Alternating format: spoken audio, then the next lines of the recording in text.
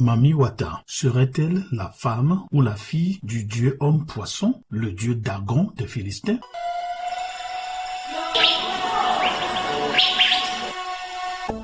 Un journal de 1892 nous dit que Ninive est la ville ou le centre d'adoration par excellence du dieu homme-poisson.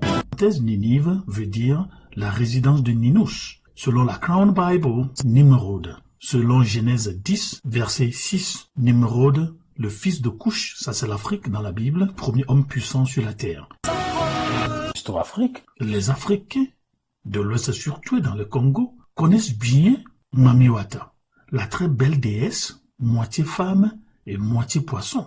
Or, Dagon est un dieu homme-poisson dans le panthéon de la Mésopotamie et des côtes orientales méditerranéennes. Quoique certains linguistes disent que Dagon veut dire une graine, dans l'ancienne langue des Cananéens, le dialecte sémite hébreu nous dit que la racine de Dagon, c'est-à-dire Dag, veut dire poisson, et Dagan ou Dagon veut dire petit poisson.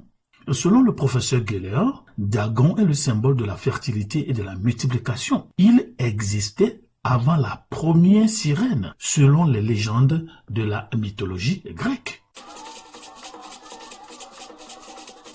Dagon ou Dagan, dans Juges chapitre 16, versets 23 à 24, 1 Samuel 5, versets 1 à 7, 1 Chronique 10, versets 8 à 12, et si il est le père ou le mari de Mami Wata, en Haïti, Yemanja, la mère de l'océan ou la mère des eaux, ensemble avec Oshun ou Oya, les gardiens de la rivière Niger, donna naissance à 14 des dieux et déesses Yoruba, Orisha.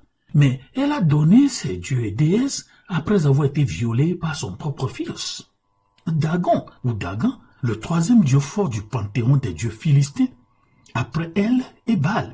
Ce nom apparaît pour la première fois dans les archives de Marie en Syrie, dans l'ancienne Mésopotamie, comme dieu protecteur et guerrier, et dans les textes de la ville portuaire de Ougarit, dans la Syrie antique. La compagne de Dagan est Belatu, qui veut dire une dame. D'autres l'associent à Nanchi, divinité de la fertilité et de la pêche, le fils de Enki. Dagon est légendaire et sa sœur est Astarté ou Asherah, vous trouvez ça aussi dans la Bible. Et parfois, ce dieu est représenté par un homme habillé d'un poisson ou couvert d'un poisson. D'autre part, il est un homme moitié poisson, moitié personne, c'est-à-dire une sirène.